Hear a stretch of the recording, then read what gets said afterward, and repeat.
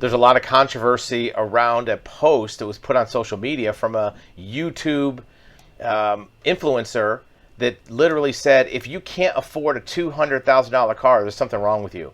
To him, a $200,000 purchase is literally pocket change. That's what he said. And you may have seen this story floating around the internet. And he poses with this Lamborghini, says it's chump change, this car. So however you feel about this subject and opinions or the moral judgment of this, let's leave that aside for a second, right? Because everybody has different opinions. Some people say, well, it's his right to do it. Some people say it's privileged and it's condescending to people who can't afford it or who struggle with bills. And all of that is true to some extent. But the bigger question is, if you're not at a place that 200,000 is chump change, which is most people, instead of hating on that idea, which isn't going to get you anywhere, instead of hating on the guy, which maybe even if he is a jerk, hating him for or calling him a jerk isn't going to get you anywhere.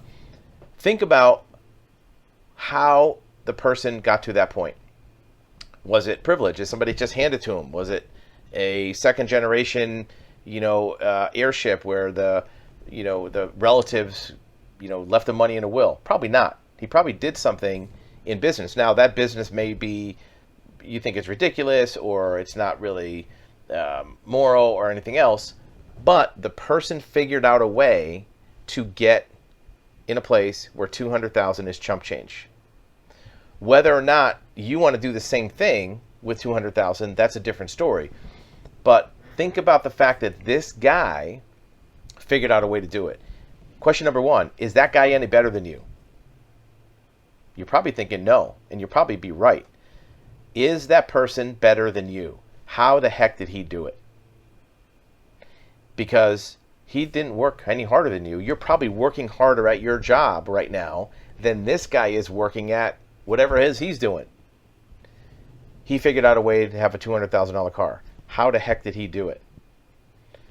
Instead of putting hate or putting animosity towards the person, which he may deserve. He may be a jerk and an idiot and kind of, not worthy of being in public, but he figured out a way to do it. How can you figure out a way to do that? Or even partially the same thing. Even if you say, well, I don't want a $200,000 car. I just want a $20,000 car that I can pay cash for. How the heck did he do it?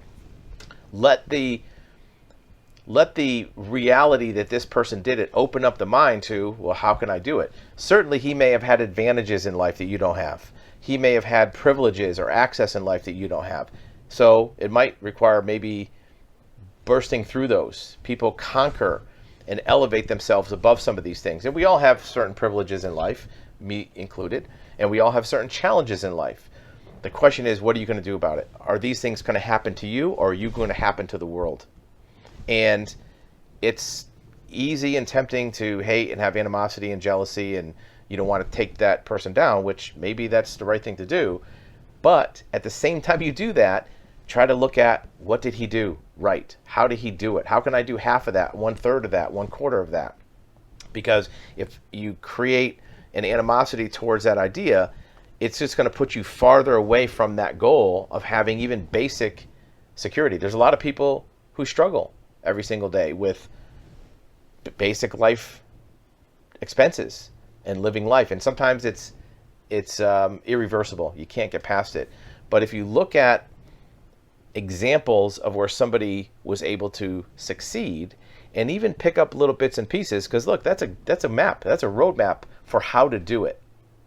Maybe he found some shortcut, some loophole, some life hack in order to do it.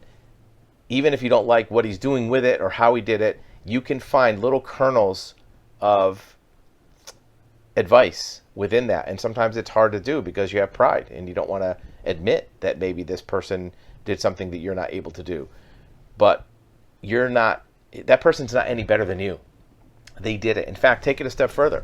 In your area, in your neighborhood, in your town, in your county, wherever you live, there's probably a street that has $1 million houses on it. Most parts of the country have that neighborhood that has $1 million houses. Go look at that street. There's $10 million houses on each side of the street. So 20 houses. Stand at the end of the street and look down that neighborhood and see those $1 million houses, or 2 million, or 5 million, whatever it is. Imagine there are 20 people just in that one area that figured out a way to generate a life pursuit, a life arrangement, a structure of their everyday routine that got them $1 million house. 20 people did that, you can see right there. Of those 20 people, how many of them do you think are better than you? Smarter, works harder, more disciplined? Probably not all of them. There may be one or two people that, have some advantage, but I can guarantee you there's at least half of them that you're better than them. You're better than those 10 people. So how did they do it? There's a roadmap there. There's a trick there. And taking a look at those and not discarding it, even if they're bad people or jerks or mean or, bad to their family, whatever, they had some method that they used to do it. And you can copy that same method. Anybody can do it.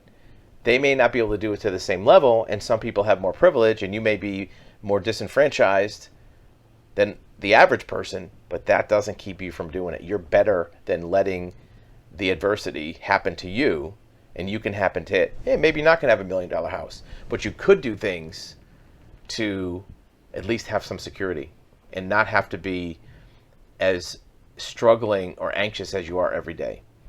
So look at it as a source of inspiration and motivation. Even if the person is distasteful, don't let your hatred of the person cloud your vision of copying what they did to have a little bit more comfort and convenience than you already have. Again, just food for thought. It's not right or wrong, not meant to disparage anybody or make it harder for you, but just to open your eyes to say, maybe there's something here that I can use as a tool to level up myself, to leverage up myself, to get closer to the kind of goals that I want.